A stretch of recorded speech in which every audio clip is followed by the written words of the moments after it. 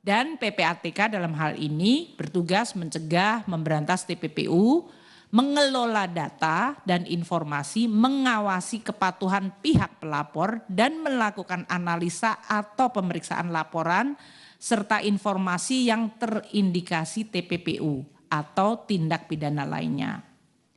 Kami ingin menyampaikan slide selanjutnya ini untuk menggambarkan nanti konstruksi dari 349 triliun yang heboh lagi.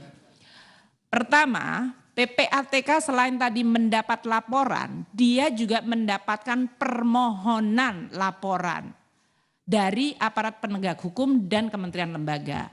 Kalau aparat penegak hukum di Kementerian Keuangan itu adalah pajak dan bea cukai, karena mereka memiliki kewenangan untuk menegakkan hukum.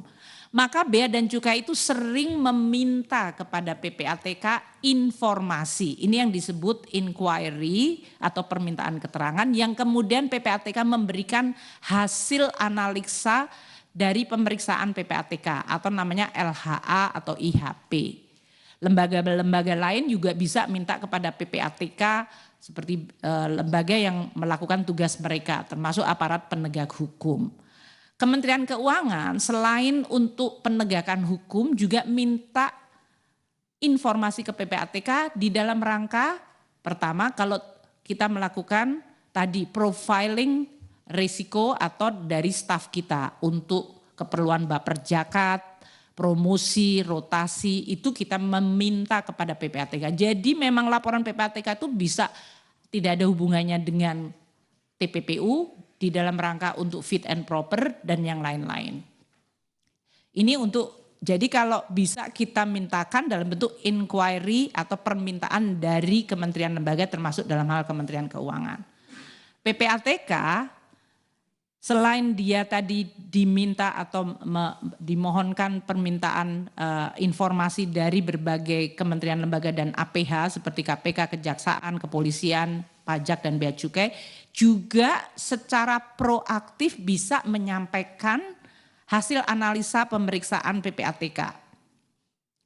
Proaktif ini bisa diberikan ke aparat penegak hukum, termasuk di dalam APH di dalam lingkungan Kementerian Keuangan adalah pajak dan bea cukai. Jadi dalam hal ini PPATK bisa proaktif, bisa juga merespons inquiry dari APH termasuk dari pajak dan bea cukai. Itu adalah konstruksi hubungan PPATK dengan kami dalam hal ini untuk memfokuskan dengan Kementerian Keuangan. Untuk gambaran yang lengkapnya di slide selanjutnya mungkin ruwet tapi ya inilah kira-kira ceritanya. Bahwa PPATK mendapatkan laporan dari berbagai pihak yang wajib lapor termasuk bea cukai menyangkut transaksi tadi P2PK, pajak dan juga dari lembaga-lembaga swasta. Dan PPATK memberikan informasi atas permintaan inquiry atau memberikan informasi hasil dari proaktif PPATK di dalam menyampaikan apa yang disebut analisa serta pemeriksaan PPATK sendiri.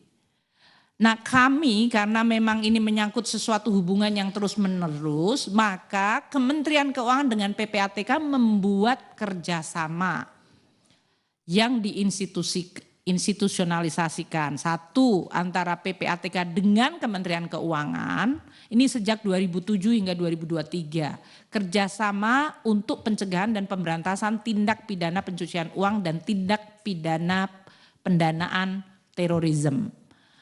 Itu pola kerjasamanya antara Kementerian Keuangan secara institusi keseluruhan dengan PPATK. Melalui pertukaran data, informasi, asistensi penanganan perkara, pelaksanaan audit, perumusan produk hukum, riset dan penelitian, sosialisasi, penugasan pegawai, bahkan kami juga menempatkan pegawai di PPATK dan pengembangan sistem dan teknologi informasi. Kedua, PPATK dengan dua instansi yang tadi, yang merupakan instansi yang memiliki kewenangan penyidikan tindak pidana yaitu bea cukai dan pajak, kami membuat juga hubungan tripartit. Dalam hal ini kita sebutnya Jagadara, Juanda, Gatot Subroto, Rawamangun dengan tujuan untuk optimalisasi penerimaan pajak. Ini terutama digiatkan semenjak tahun 2021, di mana masing-masing instansi akan menyampaikan data tentang entitas-entitas yang dijadikan objek untuk analisa bersama. Analisanya dilakukan bersama-sama, ada parameternya, dan kemudian masing-masing instansi sesudah melakukan analisa bersama melakukan tindak lanjut sesuai dengan kewenangan masing-masing. Kalau pajak ya berarti penerimaan negara, kalau bea cukai apakah itu penerimaan negara, bea masuk, bea keluar, atau juga dari sisi kepabeanan yang lain.